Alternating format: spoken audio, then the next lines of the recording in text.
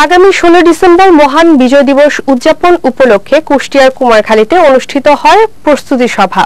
উপজেলা প্রশাসনের আয়োজনে সভায় সভাপতিত্ব করেন ইউএনও সাহেল আক্তার। আলোচনা করেন উপজেলা পরিষদ চেয়ারম্যান আব্দুল মান্নান খান, স্বাস্থ্য কর্মকর্তা ডাক্তার আকুল উদ্দিন, মুক্তিযোদ্ধা কমান্ডার মোকাদ্দেস হোসেন, উপজেলা শিল্পকলা একাডেমির সাধারণ সম্পাদক কামরুজ্জামান আইয়ুব সহ অন্যরা। এদিকে কুমারখালী উপজেলার চাঁদপুর ইউনিয়ন পরিষদের নবনির্বাচিত চেয়ারম্যান রাশিদুজ্জামান তুষারকে গণসংবর্ধনা প্রদান করা হয়েছে।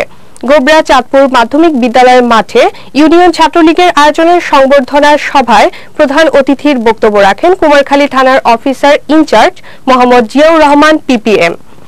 হাজী জহুরুল হক মাস্টারের সভাপতিত্বে অন্যান্যের মধ্যে আলোচনা করেন সংবর্ধিত ব্যক্তিত্ব রাশিদুজ্জামান তুষার, উপজেলা ছাত্রলীগের সাংগঠনিক সম্পাদক শাহানুজ্জামান মাসুম ও সাংবাদিক এস.এম. রাশেদ। এছাড়া কুষ্টিয়ার কুমারখালীর সদকি ইউনিয়নের বাটিকামারা গ্রামে মঞ্চস্থ হল গ্রাম আদালত ও সালিসি পরিষদ বিষয়ক পথনাটক ন্যায় বিচার।